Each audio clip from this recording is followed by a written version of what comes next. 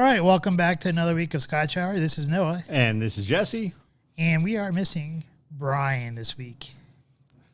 So, we are down one guy, but it's like a throwback Thursday, man. That's right. It's like more fun for the two of us, but we still miss you, Brian. You don't sound like it's more fun. It's like more fun for the two of us.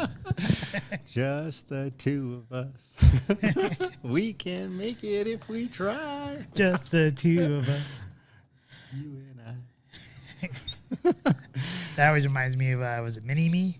Yeah, Dr. That's right. Dr. Evil. Dr. Evil. All right.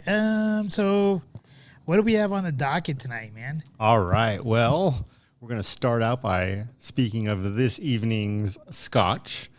And this one is a Mortlach 12. 2.81 times distilled, which I am to understand is a very specific scientific process. To be classified as a Scotch, it has to be distilled twice, but they put in another 0.81. So 2.81 times distilled. This one also nicknamed the Wee Witchie or the Beast of Dufftown. You know, we might have to put it up against the Wee Beastie. Oh my goodness, we don't know yet. If we do, Brian, we're really going to regret you not being here. I mean, just comparing the names, Wee Witchie and the Wee Beastie. All right. Square bottle, a little less than our normal round or more. What did you say it's called? The Beast of what? The Beast of Dufftown. Beast of Dufftown. 43.4% alcohol by volume. Okay, and from my understanding, it's from Speyside? Yes, and actually Dufftown, Speyside in particular. Okay. That's probably why it's called the Beast of Dufftown or Dufftown or whatever. Okay, and from my understanding, they put it in both American and European oak casks. Okay. For some reason, I thought it was bourbon and sherry. Is that right or no? That is what I believe. European sherry casks and American oak. Okay. Oh, that was much easier than I thought it would be. I can smell it from here already. It may be a little hot. Spicy on the front, right? You know, I always get like a slight apple. Mm-hmm. Do you get that or no? Am I making that up? No, you're not making that up. And it's very sweet. Ripe apple. Yeah. Almost to me like a Granny Smith. Yeah, I can see Granny Smith. You know what it reminds me of? Uh-oh. What's that? It reminds me of the fall. There you go. Apple crisp pie. Yeah, you know, like apple cider. Yes. You know, the orange colors, you know, in the fall, a little bit crisp air, like October, Halloweenish time. Yeah. Speaking of color, a little more on that yellow gold side than some of the darker oranges we've had more recently. Well, we were dealing with some nice 18s. 18, that's true. I am vigorously swirling. I see that. Step whatever it was.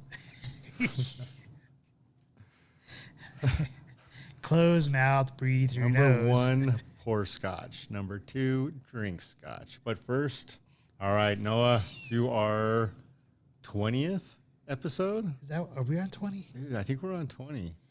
Whoa, we're on 20. Yeah. Cheers. Cheers.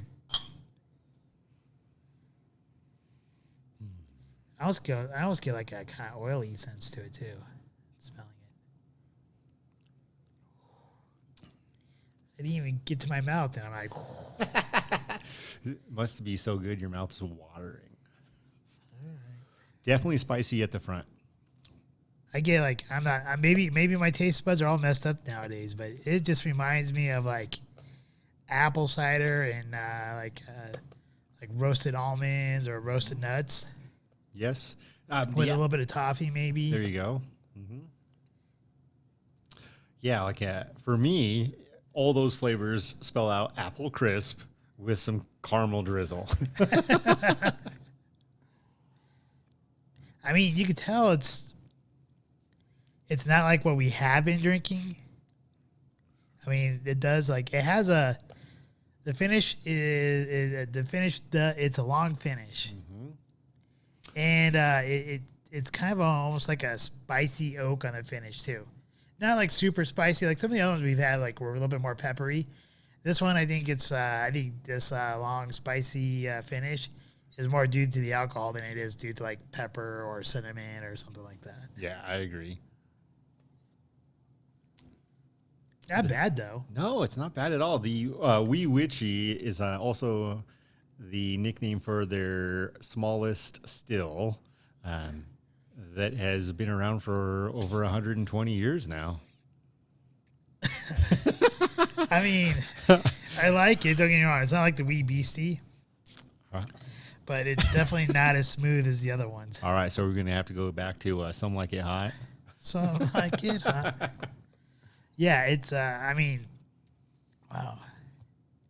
I can probably see what some of the other people I've read about, about this particular one, where they give it some good tasting notes, but then it just seems like it comes up lacking. I think that's right where it's at with me, is just that I think the alcohol is just a little bit overpowering, which is kind of weird because it's 43. What do you say? 43 point what? It's sitting right at a 43.4. Because the two 18-year-olds were at 43s. See, for me, I don't know that it is so much the alcohol. I'm still undecided there. It's definitely present. But I think it's the spice. I think there's some of that spice. But the alcohol is definitely there. It's not going anywhere. If I were to say, if someone say, Scotch, right?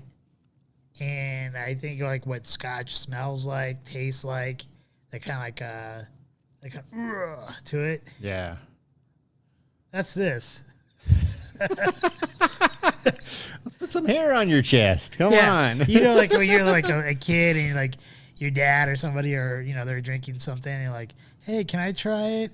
And then they're like, sure, I'll put some hair on your chest. And you take a little sip and you're like, whoa. That's slapped. Yeah. This kind of gives me that traditional Scotch feel, taste, whatever to it. Unlike the past two 18-year-olds that we tried with Oban. Yes. The Oban 18 and then the Glen Morangi. Yeah. I mispronounced it, but whatever. I think both of those 18-year-olds, they were smooth. And the Macallan 12, the triple cask that we did, that was smooth. Mm-hmm. Right? And they have a little bit more fruit to it. This one to me just seems to have that much more of a distinct Scotch smell and flavor to it that reminds me more closer to the blended scotches than it does single malt scotches. Well, maybe that has to do with being distilled 2.81 times. Maybe so. But I don't think that's what they're trying to go after. No. When we looked at this bottle, priced pretty reasonably. I think it was $55. Right around the $55 mark. And then if you look at the Mortlach 18s or 21s, the prices skyrocket. They go from zero to hero. You're talking $700 after just a few more years. So maybe that's part of their key, is that this is not quite where they want it. Probably so. And it's kind of funny because I was reading an article about this particular 12-year-old, and the guy wrote, well, I've tried the Mortlach 12 3 times. I've done that. But he raved about the 18-year-old. Yeah. And it's kind of funny. So I was the 12-year-old's yeah, I've been there, done that. I did it 3 times. And I kind of just left it there. I did it. I really don't. I don't hate it. I don't mind it. We've had 20 weeks now of amazing Mostly amazing. It definitely Scotches. would not be in my top 5. I'll tell you that much. No, for sure. This is definitely one where you leave it on the counter. And when everyone's had their fill of beer or wine and they think they want to go a little harder, you let them know, hey, have at it. That'd be more like the Wee Beastie. Oh, man. Yeah. You guys you thirsty? You want some more to drink? Oh, I got some Scotch here. I got some Wee Beastie. Exploitives pronounced. Or if I want to go one step worse, maybe this would be a tough call. The Singleton.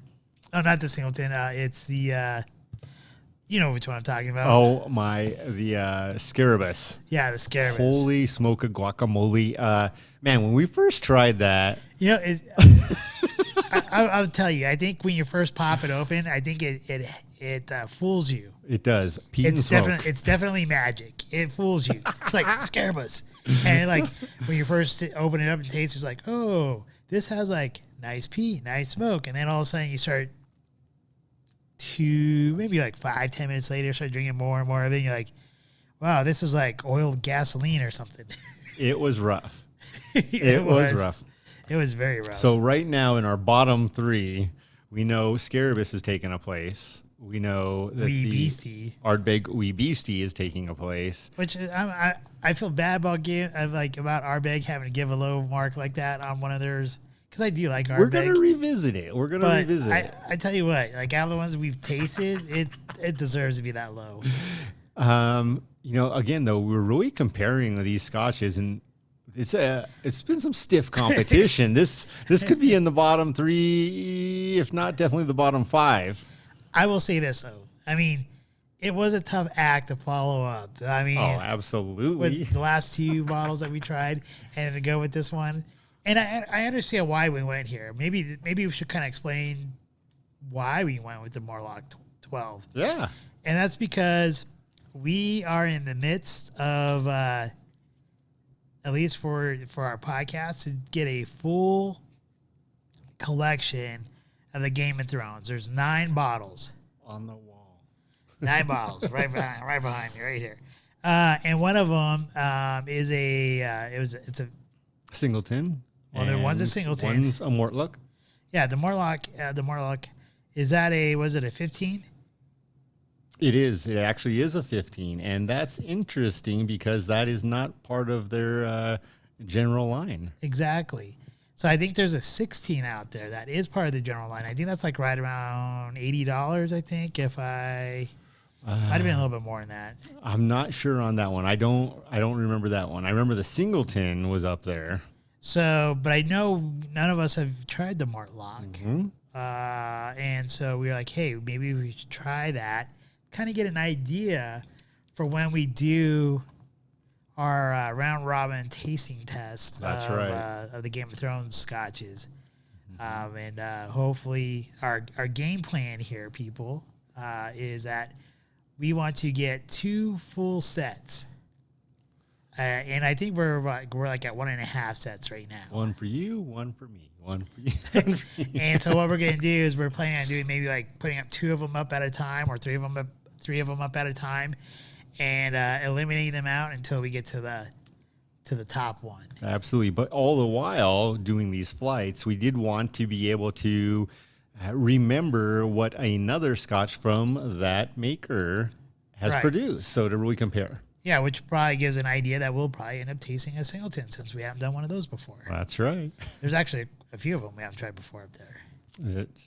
There's a lot of Scotch. Thank you, Jesus. Thank you, Jesus. Or thank you, devil. Which reminds me of an article I read. Oh, no. Okay. Tell me about the article. I got to hear it now. So there's an article. I posted it up on Facebook, and talks about the reason why they call liquor spirits is because when you drink, right, it brings down your attachment or your soul's attachment to your body and allows for lower frequency beings to enter into your body, so you get possessed by a spirit when you drink too much. And so when you black out, it's because your body, because of all the pollutions and toxins you put into your body from the alcohol, has left the body, but it's still tethered to the body. and then that leaves a space opening for a bad spirit or a low vibration spirit to enter your body and kind of take control of it for a while, which is why people black out. All right. Well, I call bison dung. I'm not buying it. I'm not saying that it's real or not. I'm just saying, like, when people say they do dumb stuff, and they drank too much and they blacked out. Dude, that's a really good excuse. I don't know if you've been there. I have been there at least once. Maybe. But, yeah. But, I mean, like, because typically people don't do what they normally would do when they're sober. You mean like eat a 7-Eleven $5 pizza? Yeah, something like that, which tastes awful. And nobody in the right mind should be eating 7-Eleven pizza. That's right. All right. Especially if you can afford something better. And that was terrible. That was... Wow. It was the spirits. It was the spirits. But yeah, so yeah, there you go. All right. So as we start to finish our initial assessment of this Scotch, I'm actually going to say it's really become smooth on my palate. Definitely light or non-existent, rather, peat or smoke, which are some of the things I really look for in my favorite Scotches. If you do get smoke, it's going to be at the tail end. Way at the end. And you're right. Now that's had a little bit more time to have oxygen into it. It's not nearly as spicy or hot from the alcohol. I do really appreciate that fresh fresh apple nose. I swear to you, we did not drink before we recorded tonight. We're just tripping up. It's all good. In any case, can you just give me a small pour with a cube so I can see just real quickly before I do my final approach? I'm gonna do one too. Not like it doesn't need to be a big pour, just a small pour.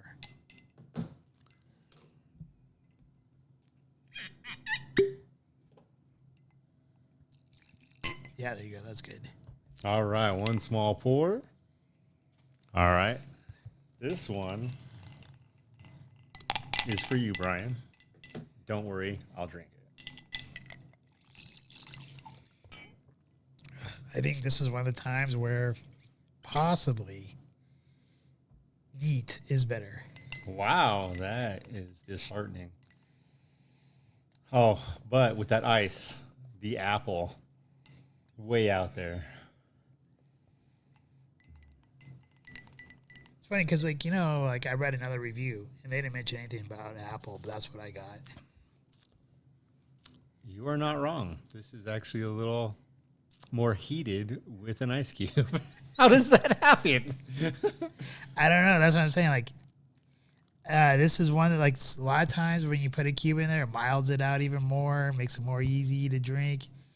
In this case, I think you're better off just doing it neat. Yeah. It is very, here's my current ranking. Perhaps we'll revisit this at the end of the show. For me, Scarabus is the bottom.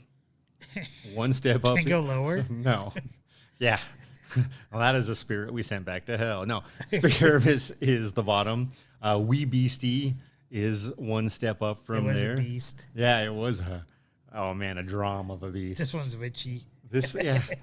So this one is,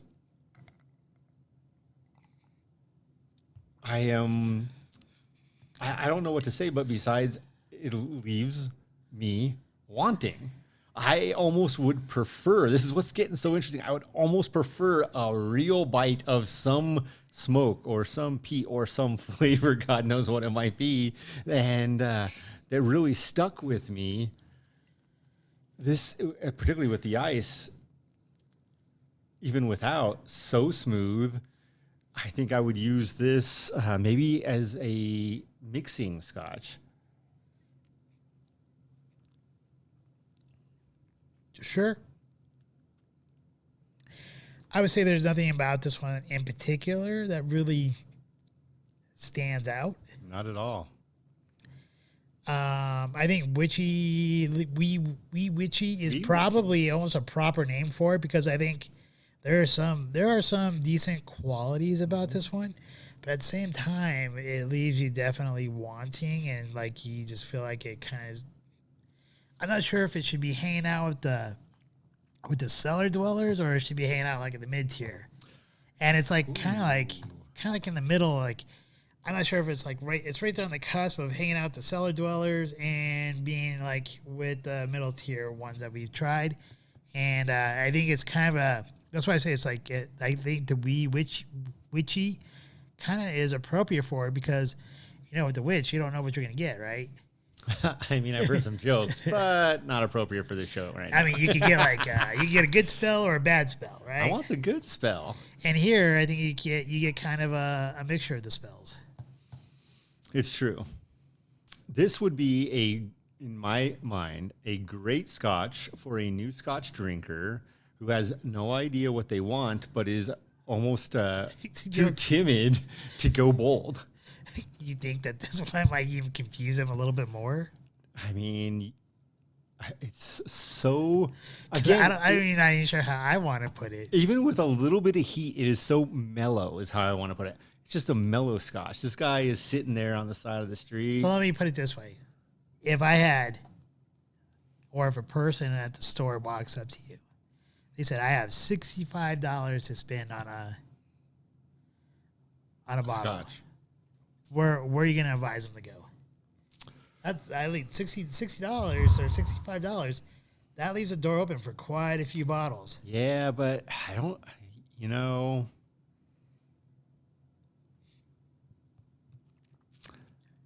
Would this be on your list?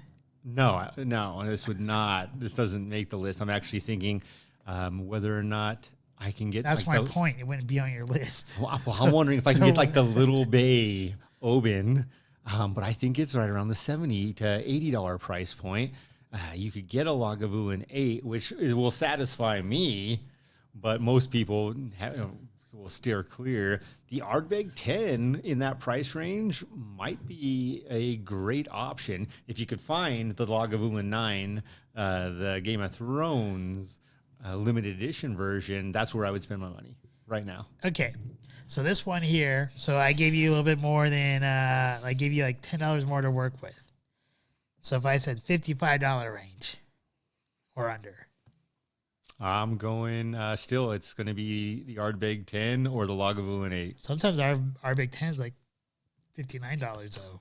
Yeah. Sometimes the Lagavulin is too. I'll be out front collecting some coins. Please donate. All right. How about Talisker? Ooh, the Talisker Storm. Does that fall? That falls underneath the 55 and under. Oh, it absolutely does. I would say it's probably 50 and under. How about Glenfiddich? Now the 12, maybe even the 15 if you found it could be under that. See, so you don't necessarily have to collect the money on there, but I still want to do this one. No. All right. Well, let's possibly revisit this at the end of the hour. Okay. And one of the things we wanted to talk about. Oh, it's our trip. Yeah, our trip to Roswell. Wait. We do want to talk about our trip to Roswell? Do we want to talk about dinner real quick? Because I know we forgot about dinner a few times. Yeah, let's talk about dinner. All right. Where did we go? Casa Mariachi. Is that what it is? I think so. Okay, Casa Mariachi. I know it's in Parker. And when you look at the sign, you're like, this place is a joke. Yeah, from the outside, it doesn't look inviting, I would say. It's not something drawing me in. No, it kind of like you see like these kind of like letters that are all kind of like offset from one another, different colors. And honestly, I would probably, just because of the way it looks outside, would not go into the restaurant. Yeah. It's not like one of the ones I would. But you said one of a person that you know had recommended you that place. And that place has some bomb fajitas, man. Yes. Those steak fajitas are so good. I don't know if they do it to their steak there, but it's so They good. must massage it. Whatever you're massaging that steak with, keep doing it. Whatever they're marinating it in, and I'm guessing they must grill it. I'm guessing they grill on a gas grill. because it doesn't taste like charcoal. No, definitely not. And it doesn't taste smoked either. But it is very, very good. It is delicious. And it's a nice presentation. You get a full-sized plate with guacamole, with sour cream cheese, some pico de gallo, and a little bowl of soup. I don't know if it's soup or what it is. Some sort of salsa. Is it white bean chili or something? That's what I think it is, yeah. A white bean chili, you get your tortillas. And I'm talking like two white guys, kind of. Yeah. Like, well, I'm a mixed breed, because you remember my little Japanese thing. There you go. But, yeah. Yeah, and really, though, a great presentation, a good amount of food for the price. Yeah, what is the price on one of those fajita dishes? We went in and got out, had a soft drink or iced tea. Fajita, I think it's like $22. $22 with tax, yeah. With tax, 20, like 25, 26, something like that with tip. Yeah, great. Yeah. We talk about getting like and it's not like they are skimpy on the steak either. Mm-hmm. Like you get like a big, huge thing of steak. And yeah. So for me, now I haven't tried the full menu, but for me, the service A+ was an A+. The food, the steak, fajitas, A+. And the ambiance and decor, probably like a C. Yeah, I agree. Like the inside is nothing to write home about. I didn't check out the restrooms. I don't know how like nasty those are or how nice they are. Not like the other restaurant we went to where you had to turn sideways to use it.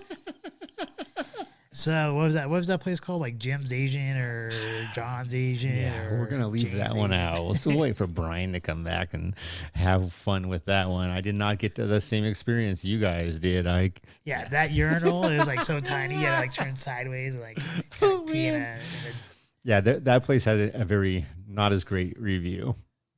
No. But yeah, so Casa... False advertising too. Oh, yeah.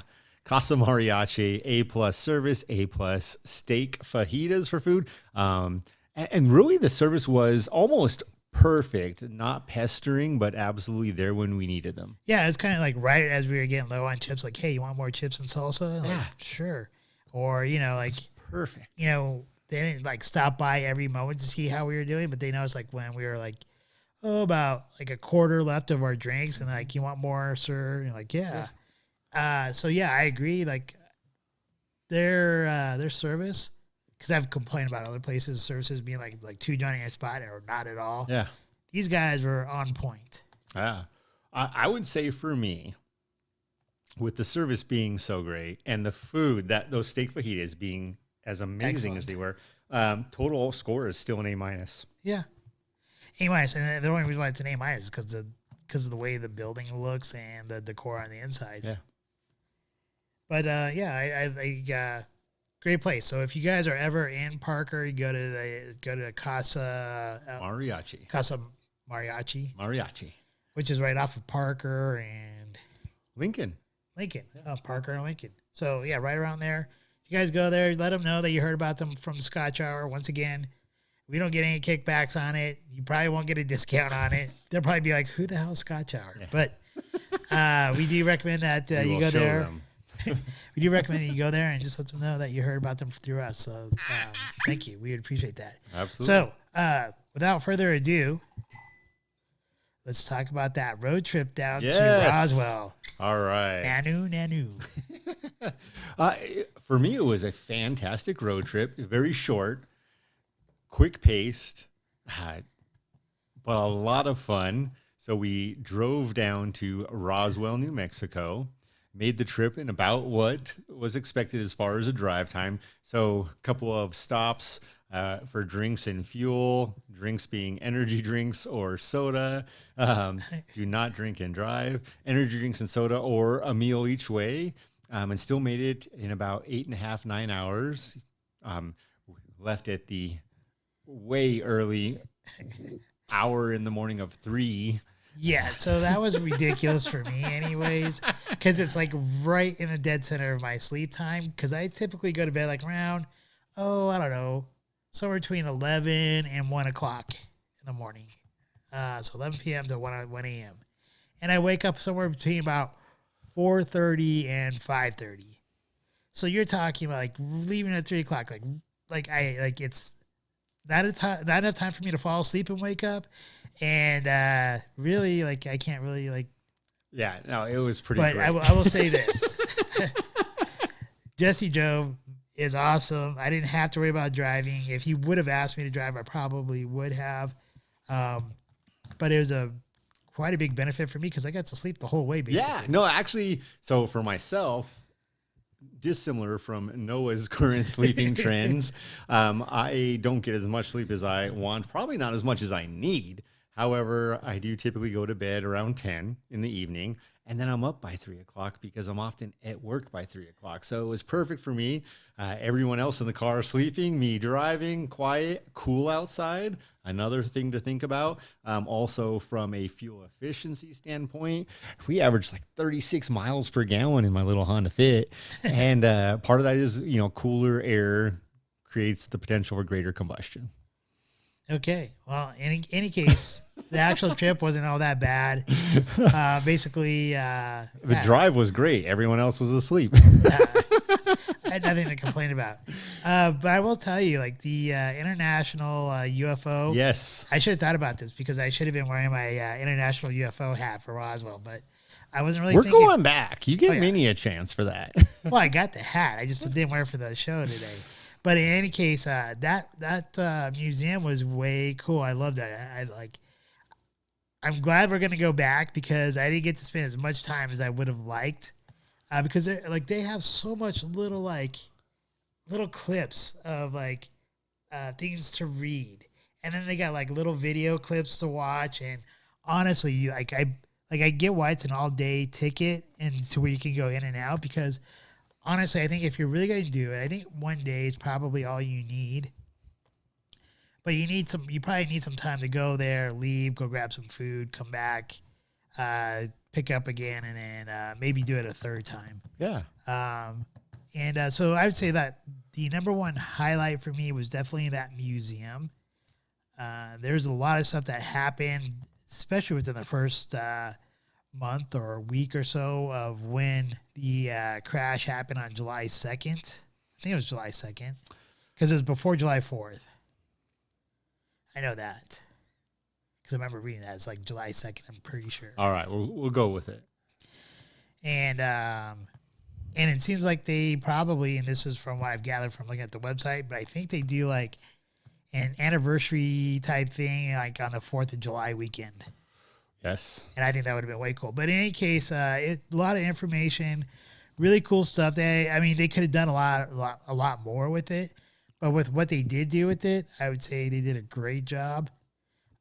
Even one of the front desk ladies looks like she could have possibly been an alien herself. Do you know which one I'm talking about? I do, yeah. The one that sat to the left-hand side had the long, straight black hair. Yeah. That was she had no facial emotions going on, and she's like nothing at all. She looked like she was dead. She looked like she'd probably be already headed to the graveyard. Dude, yeah, the aliens done probed that one. So, what was your highlight? Okay, so let's talk just a little bit about the trip.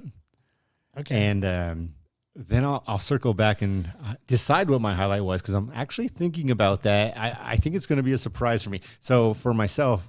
Have been to the UFO Museum a few other times already, and I love going back every time though. And it is still as fun to visit each time. I don't necessarily learn as much, but I am reminded of a ton. But when we first got into town, it was about 10 in the morning, and not a whole lot open for food. So we stopped finally after we kind of circled the entire town. It's not that big. Not that big. And we stopped at Backdraft Barbecue right at 11 o'clock when they opened and had some barbecue. Now, Backdraft Barbecue for me, it was pretty good. The meat was super tender, but the one thing it didn't have that I think at least I normally look for, was a little bit of that extra flavor without the sauce. So the meat super tender, super almost perfectly cooked. Possibly just could have been seasoned a little bit differently.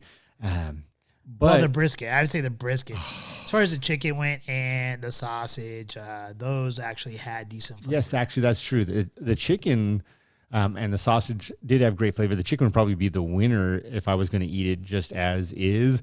With the barbecue sauce, they were all good. Yeah, I would say the brisket, though, I totally agree with you. It had it lacked flavor. Also, the barbecue sauce, it was good. So I think that's the redeeming value if you're going to get the brisket. Some of the low lights of the place too. I think here's where probably we had the benefit of coming from some place that probably has a little bit better barbecue. Yes. Is that the sides, like the baked beans, it really tasted like they just opened up a can of Vandy Camp's pork and beans. Yeah. And chips, come on, they gave your daughter a bag of Lay's potato chips, and the potato salad tasted like something you would get from like Kroger's. You bring up a really good point, but with your probing questions in Roswell, one of the things we did find out is, unlike Colorado, especially where we live in Colorado, they are still recovering a lot more economically from COVID and everything that has happened. And it was great to learn. It was really exciting to hear all of the troubles they've gone through just trying to get. Yeah, exactly. I mean, like the Black Draft barbecue place, they had just barely opened. What was it, in March or April? April. And they had people calling in on them because they weren't wearing their masks like they're supposed to.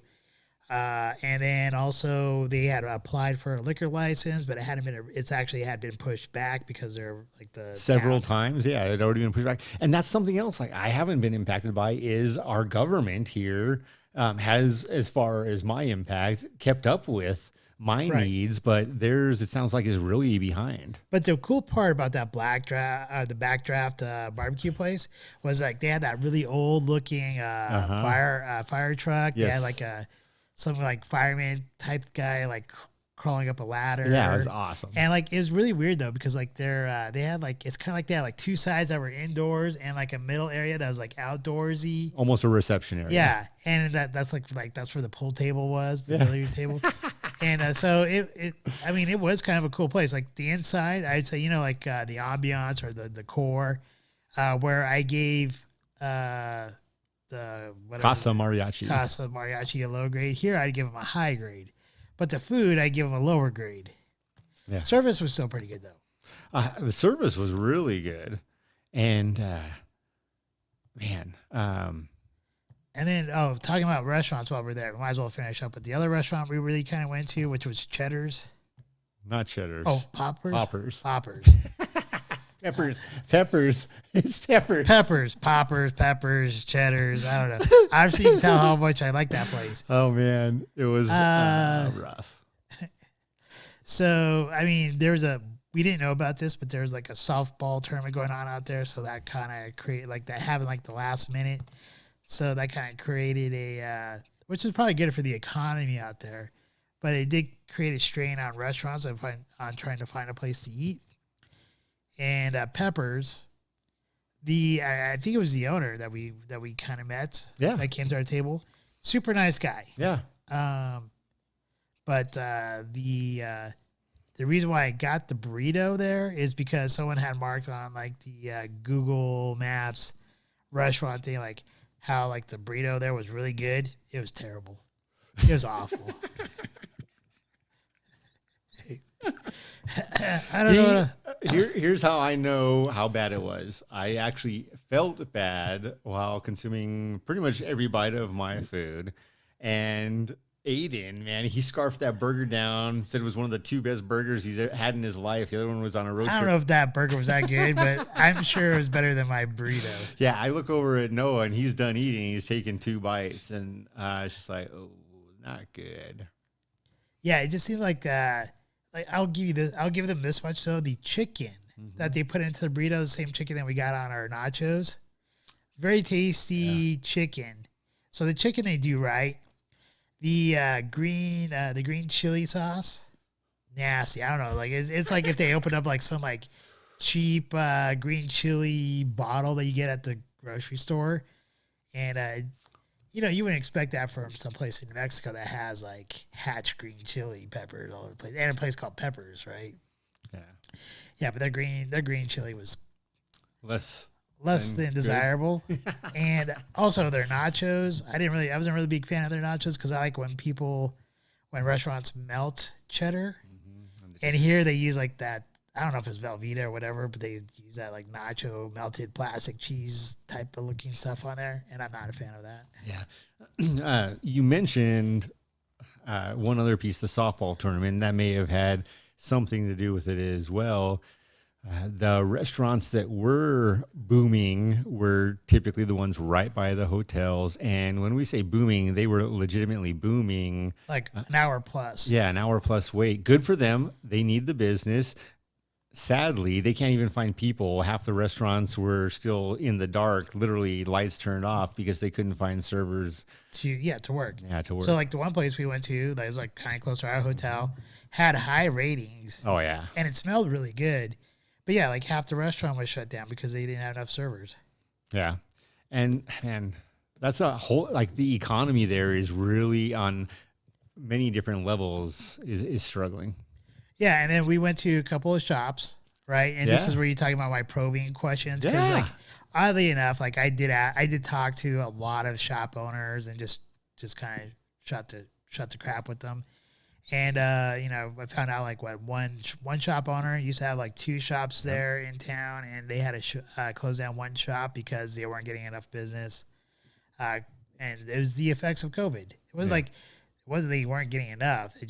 They had no business because of COVID. And then, there was a couple other shops that said that they were, that they had like less merchandise than what they normally did and stuff like that.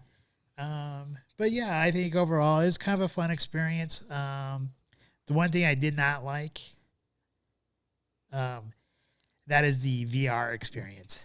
All right. So we roll into town, we drive around the town through many streets, eat brunch. It's 11 o'clock. We'll call it an early lunch. Go to the UFO Museum. Yep. Great experience. Noah gifted us tickets to a virtual reality experience.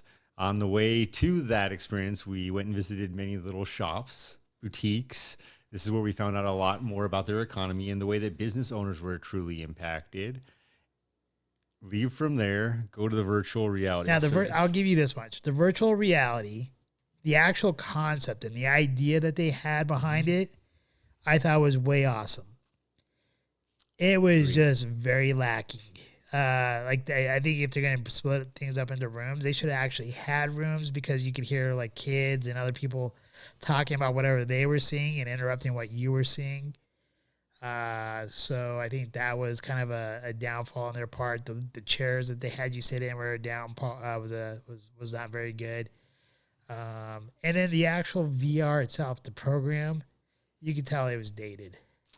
It was for sure not up to current technological standards. Exactly. But it was still a fun experience. I actually really enjoyed it. I agree with everything you said, but I still really enjoyed it. Yeah, I just say like that's the one part I like the least. That does not mean I did not like it or did not enjoy my time. I think obviously you're on vacation, you want to experience new things. I would still say you should check it out, but I wouldn't go in there with like a whole lot of expectation. Yeah. Good call. And I think if they wanted to, they can make that experience like super awesome. Because what I thought it was going to be more like is, and I'm not sure if you remember this, but like when we were in high school, they had like these VR things where you got in and they had like bars that shut down, and they had like they still have them. They had like a big movie screen and stuff like that, and like you get drunk, jerked around and stuff like that. I think that's what I was expecting more of. Yeah, the one thing that was very enjoyable about the VR experience was actually the fact that you experience it as if you were the alien. Yeah, I thought that was kind of a cool perspective. Yeah, the alien that crashed. And what's up with the hot like alien chick? She's the only one that had a helmet on. Everyone like didn't have a helmet. Yeah, I got nothing. She was an alien. It was an alien. It was a female. It was like literally, she was like the only female alien in the VR thing, pretty much. All the other aliens were guys, and she was wearing a helmet. Yeah. I'm not saying she was hot though. I know I said that, but like I was joking. But She was a fine specimen. But so that most of the time you saw it from behind. oh snap! So It's true though. I didn't say you were wrong. So we leave the VR experience, and this is where we all decide, hey, we're in the middle of what is almost a desert, and it's been a hot minute. It might be time for a beverage. So we decided we were going to go get a drink, and we stopped at the McDonald's, the UFO McDonald's in Roswell. And nice job to that McDonald's. Great job with the aliens inside, welcoming you to their establishment with the spaceship designed building. I thought that was a little bit of fun just to experience. At night, it's all lit up. The lights were running during the day. But it's harder to see. But and of course, man, McDonald's has the best Diet Coke. I don't know about that, but yeah, I mean, it was a place to get like a large drink with for like $1, right? Because you get like a large for $1 there. Mm-hmm. Anyways, it was a nice resting spot. After that, I'd say the one big surprise. Yes. The biggest surprise, you can say it because I know. No, I'm gonna just put a couple extra dots in the connect the dots. So we leave McDonald's, we go and check into the hotel, which had a wedding going on. By the way, that was interesting. But they didn't stay there for the night. They were just there to have a reception and go. Yeah. Peace out. All right, and then a very big surprise was going to the was it National or the Natural History Museum and Art Museum. Yeah. Very surprised like how well done it was for such a small little town. Yeah. Which I mean they even had like a what do we call it, the place where you see the stars? Planetarium. Planetarium. Right. With that, I think that for me, for this round, that was probably my favorite experience. The art museum was truly a pleasant surprise. They had some great art in there. We're not talking Monets or Picassos or Rembrandts, so not that kind some of local artists though. Yeah, they did some really good job. And a lot of not recent Indian art, but also some very recent Indian art. And this is where Noah dives in with probably his favorite piece, which was a video. Yeah, well, it was partially a video though. I mean, because they had like these little like characters on the wall that were not digital whatsoever, but then they had also like these other little pieces which had like a small little digital part inside there where like had like an eyeball looking at you and other like weird things going on. And then they had like an actual kind of like little film going with like this music, and it felt very hypnotic. Like the music itself was kind of hypnotic, and it was like creepy and kind of cool all at the same time. It was very interesting. I mean, you got like those characters or whatever they were. They were kind of like, they weren't like normal looking. They were kind of creepy. I mean, not creepy to where it makes your like skin crawl creepy or anything like that. Smaller versions of where the wild things. Yeah. I thought it was great, but that was the first exhibit we walked into. We saw the paintings you were speaking of with the moving eyes, and the video. I mean, it wasn't really a cartoon, but it kind of was a cartoon. Very interesting and very moving. For me, it was. It's very mesmerizing. Yeah. I could sat there for a while just like watching it. I think really some of that message behind it being very, I don't know if I want to say political, but definitely controlled. It was well done. It was great. I actually did really like that. And then the rest of the museum had great art as well. Yeah. One of the things that was really kind of nifty, and I think most modern art museums have these now, is the interactive piece. And I know here, Denver Art Museum has one where they have a lot of little classes that kids can partake in, or experiences where they can be hands-on. They had one there as well, and my teenagers were mesmerized with that over there.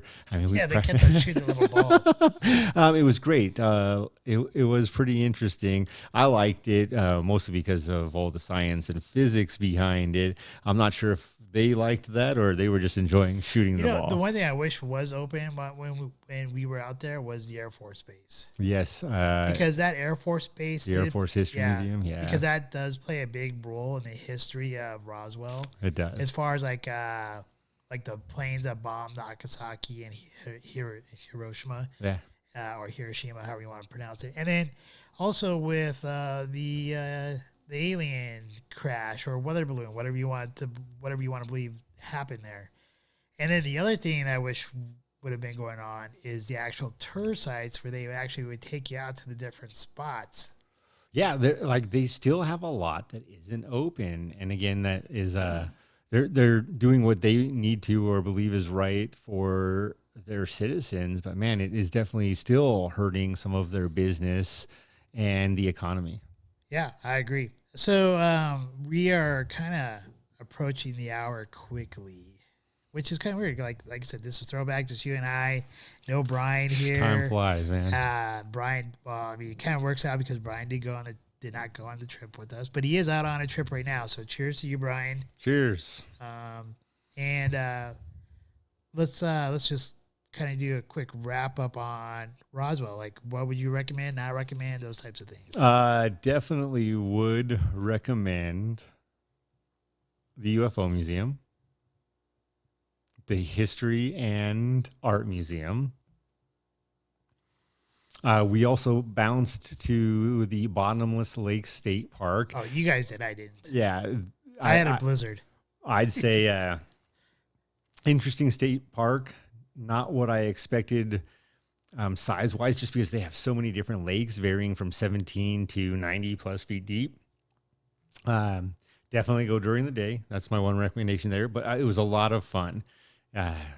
It actually was a lot of fun. $5 entrance fee. That's great, and got to cool off and then go shower off because man, that water was a little questionable. Just saying.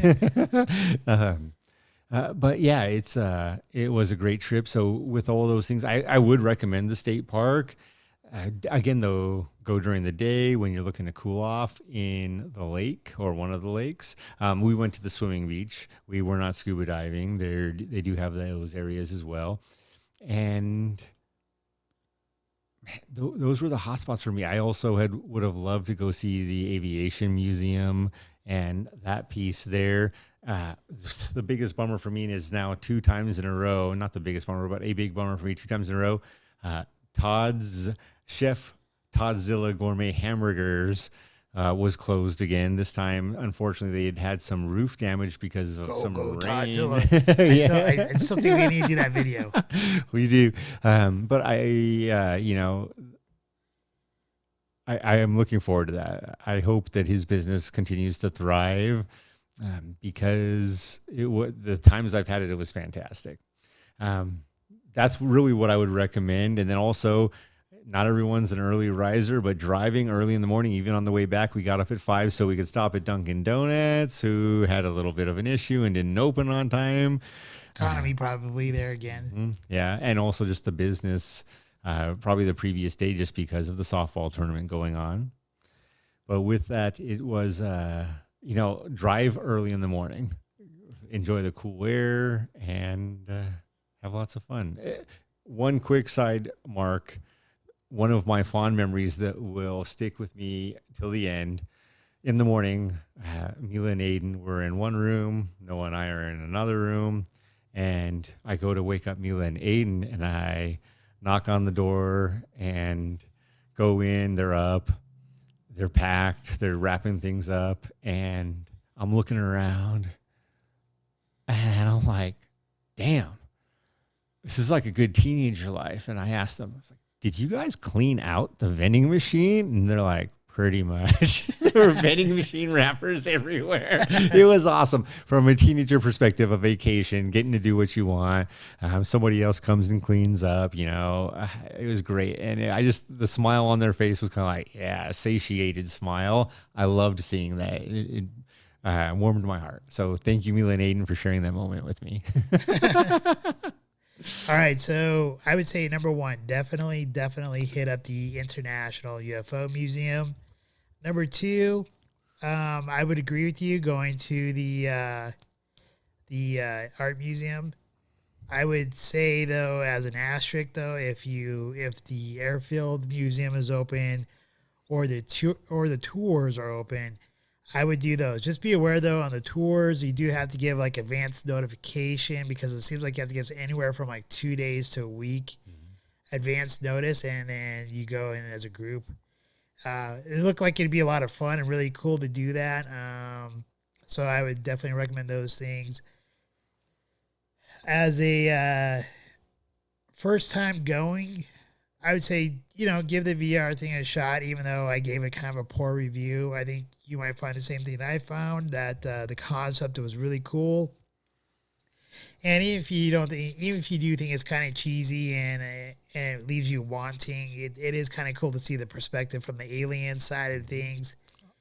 If you do go down there, I would say kind of do some research, look into like Project Blue Book, or even some of the historical stuff about Roswell and the alien crash before you head down. I think that will make your time there a little bit more enjoyable. One thing I would say you can go ahead and skip is the donut shop that's like right across the street from the UFO Museum. It's like this Mexican whatever. I'm not even sure what it was. I mean, from the outside, it looks like... It's like a pastry shop, but they advertised it as a donut shop, and they had one donut in there. Well, they advertised it as like an alien donut shop, and there was like no alien stuff in there. And it was just like a pastry shop, and like it had like boxes and stuff all off to the side. So I wouldn't recommend going in that place. I would, if you do go there, make sure you bring some money down there to spend on buying merchandise of some sort, like whether it be a shirt or whatever. They did have, in one store, they had a couple of really cool statues. If you're a pothead, and being that we live in Colorado, like there might be some potheads that end up going down there, but they have some really cool alien statues of them smoking a joint, and but those are expensive. They're like $400, $500. I think it's a throwback to that movie, Paul. Could be. But I mean, like if I didn't really care and I had like an open spot for it and actually like $500 a blow, I'd be like, sure, why not? Just, I mean, because it just makes for a good talking piece. And I don't even smoke pot, so it doesn't really matter. Yeah, me either. But you can put it out in the front yard one day and then take it away for a couple of weeks and then put it back out one night. You know, the things were like glow in the dark green. You just put it out there and people driving by. Have like lights shooting up at it. Yeah, like, might put an LED light in the cigarette or. But yeah, so I think help out the economy while you're down there. I think the barbecue place has a lot of potential if they can get their act together a little bit. Part of it's not their fault though. Like there's a good portion of their menu that was crossed out because of COVID related stuff. As far as like how it's hurt the economy, and I think before we do our closing out here, I think for our patrons, maybe if I'm not sure what we're going to talk about tonight as far as our patron section, but maybe we might want to touch a little bit about the economy and the economy and cryptocurrencies or whatnot. And man, we forgot to speak on our Smarter Challenge, Project Blue Book. Well, save it for the next one. Might as well. I mean, really, Project Blue Book, just to sum it up real quickly, is just basically the Air Force investigating UFOs, and about 90% of the time trying to debunk UFOs. I think there's only like 701 cases that they exactly what's in the file. Yeah, that were still like unexplained. 701 unexplained out of 1,268 total claims that they investigated, and they had to have some substance for them to do their work and spend our tax dollars. I will say though, and I got this from being at the UFO Museum, that there is a TV show on the History Channel called Project Blue Book. It's only 2 seasons long. They canceled it for the 3rd season unless like some digital platform like Netflix or something picks it up, or Amazon. But it's actually a really cool series. It is based off some of the work from the actual scientist that was in Project Blue Book. But it's not like totally 100% historically accurate. It is like a TV show made for TV. But they do talk about a couple like really cool like different encounters, if you will, that that I had already known about without knowing it was like I'm not even sure if they actually really were investigated by Project Blue Book in real life, but at least in the TV show they were. One of them was like the Kentucky Goblins. I don't know if you ever heard about them. It's like Hutchinsonville or something like that. Okay. There's these like little goblins, and there's a drawing about what they look like and how they were attacking in a family and stuff like that. But in any case, kind of cool. There's like a channel on YouTube that talks about it, and where some UFO investigators went out there to go investigate it. But yeah, I think that's about it there as far as Project Blue Book goes. So, let's visit one thing. If you were to think of the UFO, the International UFO Museum, what one piece of information stands out most in your mind right now? The one bit of information, I think just the timeline. Okay.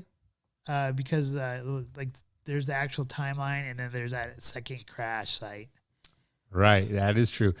For me, the one that really stuck with me this time, as I was reading around, was there was a surgeon and some of the citizens who said they'd had close encounters or actual encounters with the aliens, had pieces of metal in their skin. Now, these pieces of metal were never classified as some sort of transmitter or tracking device or anything else.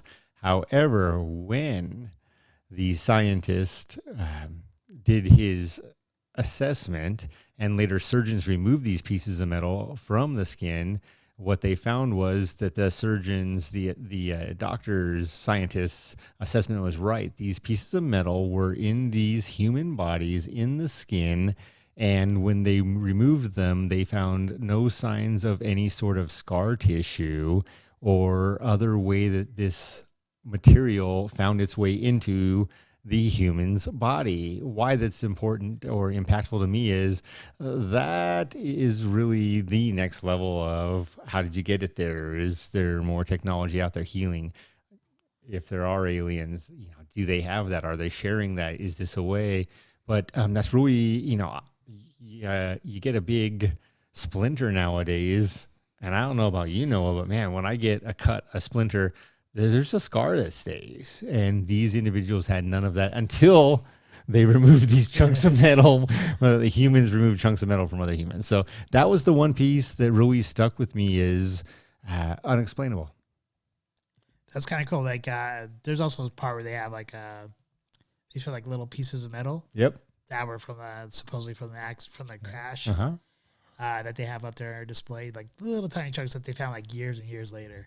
Yeah. In any case, why don't we go ahead and we'll just wrap up, and then we'll move into our patron side of things. Absolutely. Okay, so you want to go ahead and... again, great trip to Roswell. Project Blue Book. Don't forget that. Yeah, Project Blue Book is actually pretty interesting. The fact there that sticks with me the most is the fact that they were exactly doing that, going out of their way to explain how some of these things could not have happened, but 701 still could not be explained. So that's what stands out there. And man, the Mortlach 12.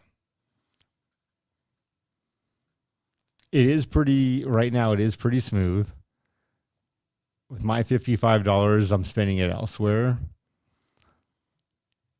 Again, yellow gold color, a little heat on the front. What I like most about it is that scent of apple, fresh, ripe apple, but also forgettable.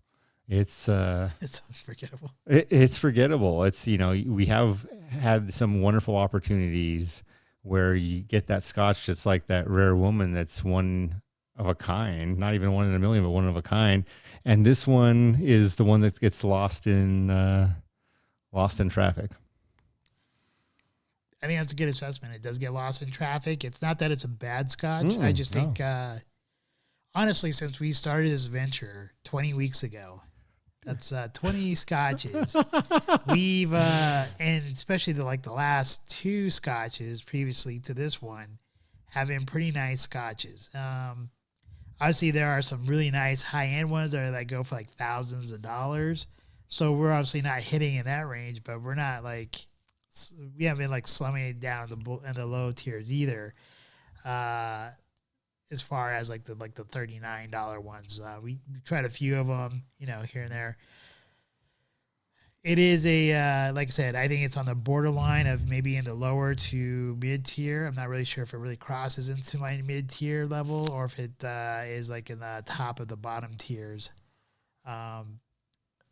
It does remind me of, like I said, of fall. It just reminds me of, the orange colors, the brisk air of October, the apples, the sweet apple, caramelized apples, maybe. It just kind of reminds me of that. I think you said apple cobbler. Yeah. Yeah, I would say that's appropriate. All right.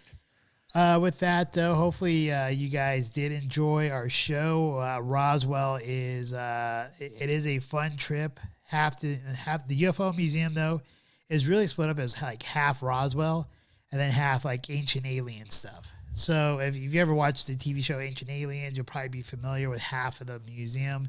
It is really cool. I would highly recommend going there. It's a fun trip. It's a quick trip. I